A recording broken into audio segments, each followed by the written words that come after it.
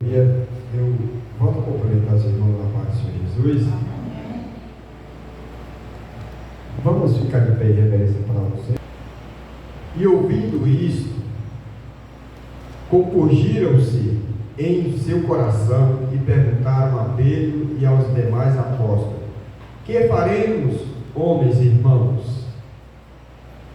Respondeu Pedro: arrependei-vos e cada um de vós seja batizado em nome do Senhor Jesus Cristo para perdão dos pecados, e recebereis o dom do Espírito Santo. Porque para vós é a promessa para os vossos filhos e para todos os que estão longe, para quantos o Senhor nosso Deus chamar. E com muitas outras palavras testificavam solenemente isto e os exortavam, dizendo: salvai-vos desta geração perversa. Assim que receberam bem a sua palavra, foram batizados, e naquele dia agregaram-se quase 3.000 pessoas e perseveravam na doutrina dos apóstolos e na comunhão uns com os outros e no partir do pão e nas orações. Amém? Capítulo 2, em Jerusalém. Então, a gente escuta algumas versões de que a igreja surgiu em Roma, de que a primeira igreja foi a de Roma, mas, como nós lemos aqui no capítulo 2 de Atos dos Apóstolos, é clara e objetiva a leitura de Atos dos Apóstolos, capítulo 2.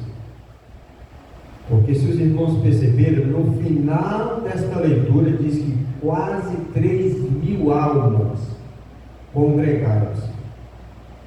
A igreja surgiu aqui, porque quando nosso Senhor e Salvador Jesus Cristo estavam para ser elevado aos céus, ele disse para os apóstolos: permanecei-vos em Jerusalém, até que do alto sejais revestidos de poder. Então a promessa de Jesus foi essa: vocês não saiam de Jerusalém, não saiam de Jerusalém até que vocês sejam revestidos, completados. Porque para a igreja transmitir era necessário ser completa. Era necessário ter completado, porque a Bíblia é um conjunto, uma coleção de livros, desde Gênesis até o Apocalipse. Ela vai se cumprindo e se encaixando de um livro no outro. Existem profecias que já se cumpriram, outras estão em andamento e outras ainda vão se cumprir. Mas a promessa de Deus já se cumpriu.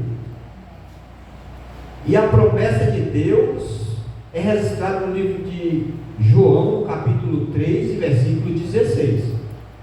Porque Deus amou o mundo de tal maneira que deu seu único Filho, para que todo aquele que nele crê não pereça, mas tenha a vida eterna. Então a promessa de Deus se cumpriu. Esta promessa já se cumpriu. Então o que nós temos que fazer? É como se nós fôssemos pegar um ônibus. Ou você pega o ônibus agora para seguir a viagem, ou do contrário, se você perder o ônibus, você não viaja. Ah, mas eu paguei a passagem, mas você não chegou na hora. Então a promessa de Deus se cumpriu. Em João 3,16. O versículo seguinte de Marcos 16, Jesus disse-lhe Jesus, essas palavras foram Jesus que disse: ide por todo mundo pregar o evangelho a toda criatura. Agora ele diz no 16: quem crê e for batizado será salvo, mas quem não crê será condenado. Então só tem uma condição para a salvação, só tem essa, não existe outra condição para a salvação. Ah, mas eu acredito, mas não preciso ser batizado. Para que eu ser batizado? Aí eu creio, mas não precisa tanto. Tudo que nós fizermos para agradar a Deus ainda é pouco. Tudo que nós fizermos para agradar a Deus ainda é pouco. Por quê? Porque cada dia que vai se passar, nós vamos viver situação mais difícil do que ontem. Hoje é mais difícil do que ontem. Amanhã vai ser mais difícil do que hoje. Aleluia. Em que situação? Em situação do pecado. Mas se os irmãos perceberam, há poucos, de uns anos para cá, o carnaval se tornou uma afronta aos cristãos. E além de ser uma afronta aos cristãos, se tornou um pecado tão profundo que não há explicação para os atos que estão cometendo no carnaval quanto à nossa fé cristã. E nós vamos reclamar, às vezes nós reclamamos, nós falamos, mas está se cumprindo a palavra. A palavra está se cumprindo. Então nós vamos nos alegrar em Jesus, porque a palavra está se cumprindo. Então a porta para a salvação é essa. Jesus disse: não tem outra. No livro de Isaías diz que ele tomou sobre si as nossas dores. Perceba a profundidade de Isaías. Isaías é considerado o maior dos profetas, porque ele escreveu 66 capítulos no seu livro, compreendendo que o livro de Isaías é o Novo Testamento, é o Novo Testamento a partir do capítulo 40, e antes do versículo 40 é a servidão de Israel representando o Velho Testamento. Mas Isaías falou que ele foi moído pelas nossas transgressões. Perceba como alguém apanhou tanto, sofreu tanto, levou uma coroa de espinhos sobre a sua cabeça e morreu pelos seus e pelos meus pecados. E as pessoas não dão entendimento a isto que aconteceu. Porque quando ele leva sobre si as nossas dores e os nossos pecados, porque a Bíblia diz que ele não tinha culpa nenhuma. O próprio Pilatos, ele lava as mãos e diz: este homem é inocente, eu não vejo culpa nenhuma para condenar ele. A mulher teve um sonho à noite e muito se perturbou, então Pilatos lava as mãos e diz: eu não vi culpa nenhuma nele, mas se vocês querem crucificar. Então perceba que a morte de Jesus não foi por ele, foi por nós. Ele diz: então eu vou pegar os pecados do pastor Djalma para mim, eu vou pegar os erros do Diaconadios para mim, eu vou pegar todos os pecados da igreja para mim. Aí Jesus se faz-se culpado em nosso lugar,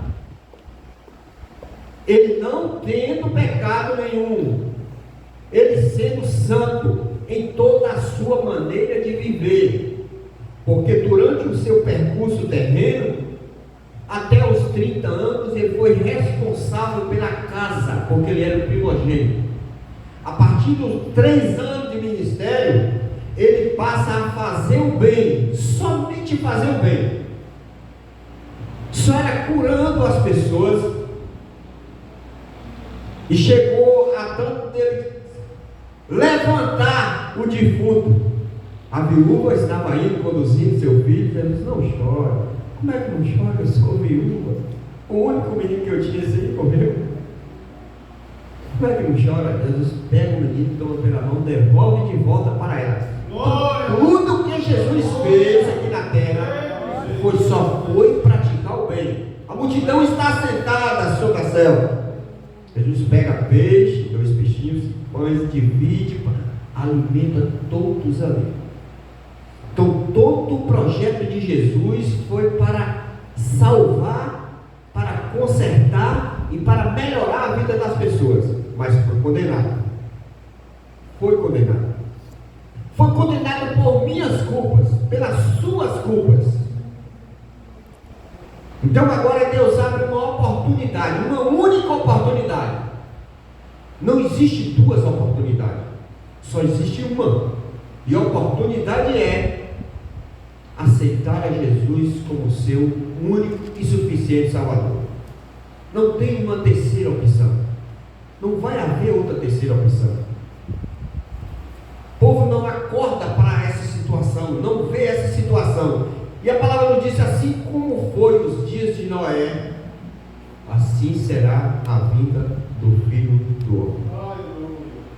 Percebe que existem muitas pessoas no barro, muitas famílias morando no barro. O livro de Eclesiastes, no capítulo 12, no versículo 13, diz: de tudo o que se tem ouvido, o fim é: teme a Deus e guarde os seus mandamentos, porque este é dever de todo homem. Então, quando Noé pregava, a igreja hoje representa a arca de Noé. É a mesma coisa. A igreja está sendo aberta representando a arca. Louvado seja Deus. E a igreja diz: arrependei-vos de vossos pecados, para que você não seja condenado com o mundo. A igreja está pregando, a igreja está falando. Existem muitas pessoas no bairro. Não precisa ter a placa da igreja.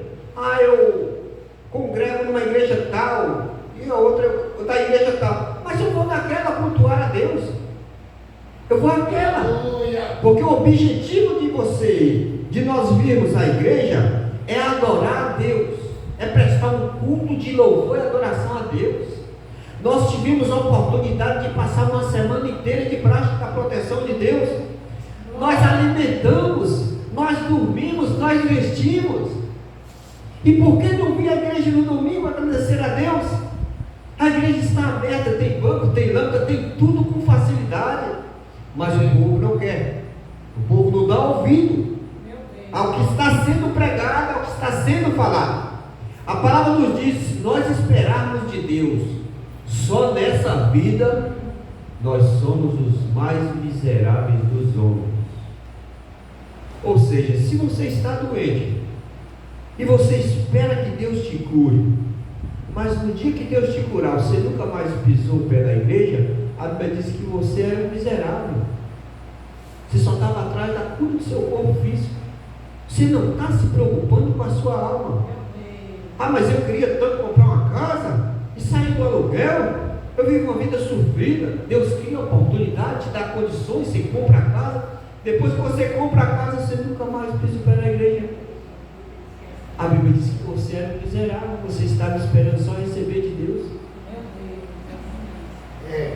Então nós precisamos entender que o projeto de Deus, o primeiro plano de Deus é para a salvação da nossa alma. Porque Ele nos diz que buscai primeiro o reino de Deus e a sua justiça, e as demais coisas vos serão acrescentadas. Aí a casa, o carro, a saúde é depois. O primeiro é a salvação da alma. Jesus não morreu para me dar uma casa, não. Jesus não morreu para me ter um carro. Ele morreu para me salvar a minha alma. Porque no Salmo 90 diz que a duração da nossa vida é de 70 anos, podendo chegar a 80. Mas o que passa disso é fadiga e cansaço. Então a situação hoje, nós estamos vivendo uma situação de enfermidade, mais enfermidades e mais enfermidades. Na nossa cidade atualmente, várias pessoas jovens de 50 anos, 45 anos estão infartando. E o primeiro infarto houve, se eu não me engano, em 1925, quando a primeira pessoa morreu de infarto. Então hoje a morte é mais rápida do que antigamente, porque há mais enfermidade. E nós precisamos compreender, a palavra nos diz que Ele levou sobre si as nossas dores e as nossas enfermidades. Estar ao lado de Jesus é uma maravilha. Louvado seja Deus. Se as pessoas compreenderem o que é viver ao lado de Jesus, é maravilhoso. A nossa vida é rápida, ainda ontem eu tinha 20, agora eu já passei de 40 e agora já parece que eu estou chegando a 60. Então a vida é ligeira, a vida é rápida. E quando você acorda, você diz, já está quase na hora de eu partir. E aí, o que é que você fez? O que foi que eu fiz? Como foi que eu vivi? Será que de fato eu vivi na terra para agradar a Deus? Ou eu vivi na terra para servir ao mundo? Porque há duas opções para o homem. A Bíblia diz que o homem só tem direito de morrer uma única vez, se o juízo. Então hoje nós não podemos dizer que nós não ouvimos falar do Evangelho, não ouvimos falar o projeto da salvação. Era tão difícil comprar uma Bíblia, né? É tão difícil ter uma Bíblia. Como é difícil ter uma Bíblia? Lá na Coreia do Norte é difícil, mas para nós brasileiros isso é fácil. Porque se você pedir uma Bíblia, muitas pessoas têm prazer em comprar e te presentear com uma Bíblia, com uma palavra de Deus. Que essa palavra é viva e eficaz e mais penetrante do que espada de dois gumes. Louvado seja Deus. É ela que discerne os pensamentos do homem. Ela que nos faz compreender o projeto de Deus para a minha salvação. Então a essência do Evangelho é o amor. Se nós não tivermos amor, não compadecermos do nosso semelhante, então ainda o Evangelho não fez o efeito total na minha vida.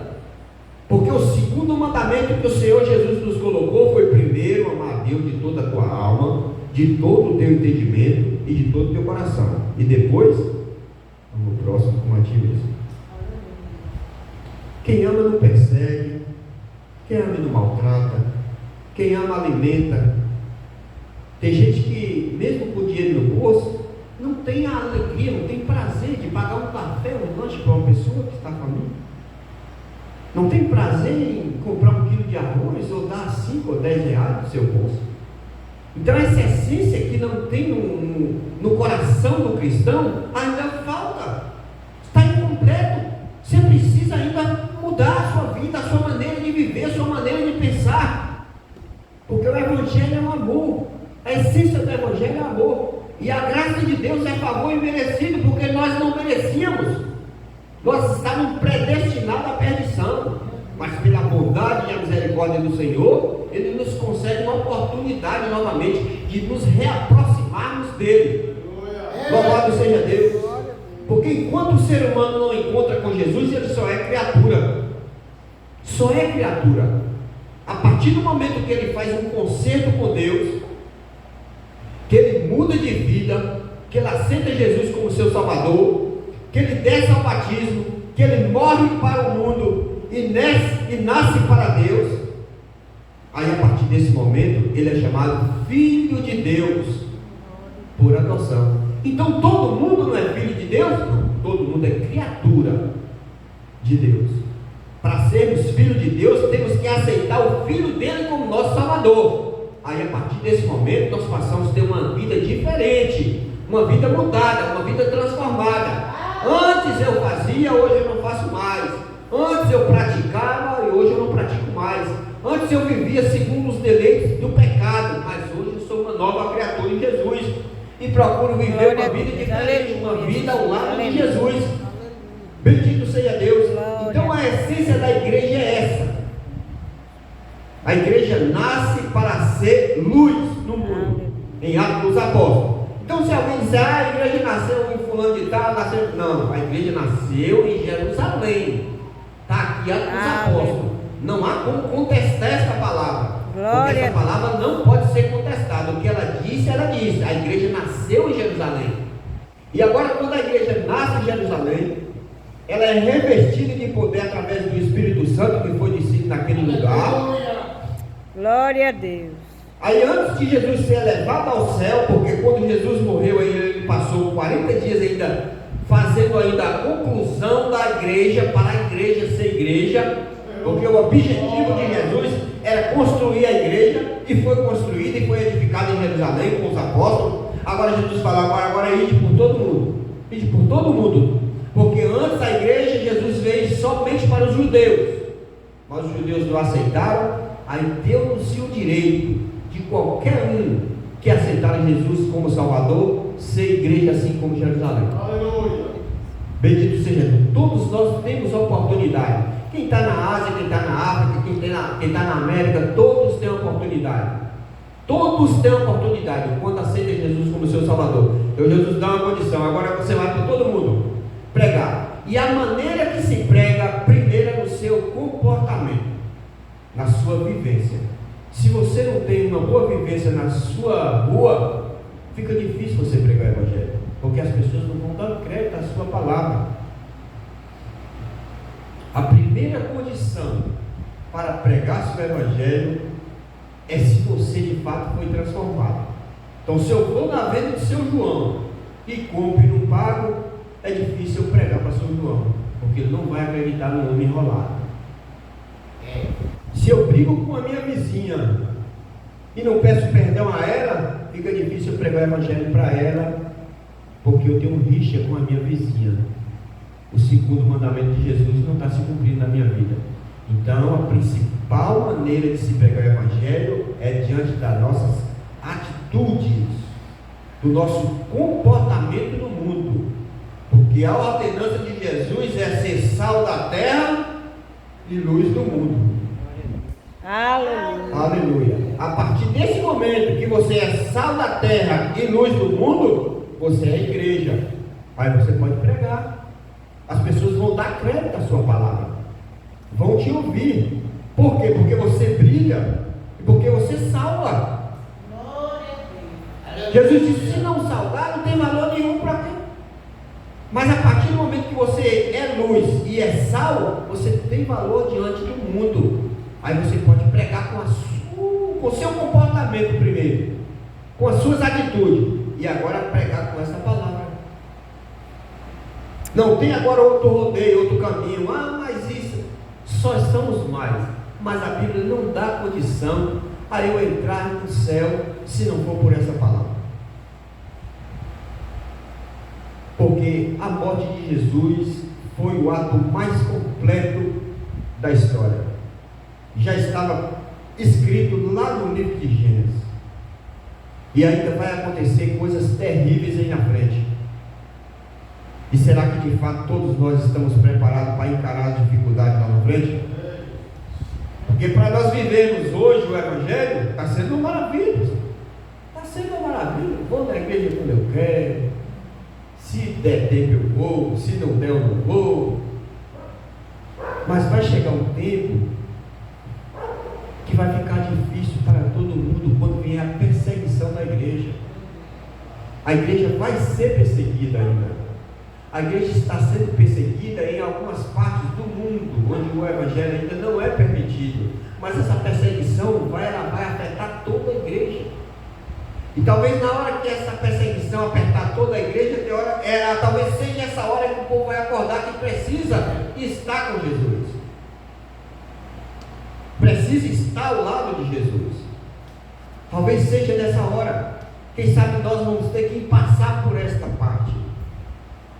Mas quem sabe também nós não vamos passar, só vai ser os nossos filhos, os mais novos que ficarem. Mas a igreja vai ser perseguida aí na frente. Então é tempo de agradar a Deus, de agradecer a Deus, aleluia, que está vivendo uma paz tão importante para nós, de ter o prazer de cultuar a Deus com alegria, de servir a Deus com alegria, de fazer tudo corretamente. Nós estamos tendo a oportunidade. Quantos já não morreram? Quantos não pagaram a vida para que a igreja hoje se tornasse a igreja? Para que eu e você estivesse sentado aqui, não só foi Jesus que morreu, mas foram vários desses aqui que começaram a igreja, foram mortos, para que a igreja estivesse hoje. Estevão foi o primeiro mártir da história. Então muitos morreram para que eu tivesse a condição de ser a igreja hoje. Louvado seja Deus. E às vezes hoje nós não valorizamos isso. Então o importante, queridos e amados irmãos, é que nós tenhamos a consciência de que nós somos filhos de Deus. Nós somos protegidos de Deus. Nós somos escolhidos de Deus. Nós abrimos nossos ouvidos e ouvimos a palavra e aceitamos Jesus como nosso Salvador. Romanos capítulo 8, versículo 1, diz que todos quantos fizeram assim, não há mais condenação.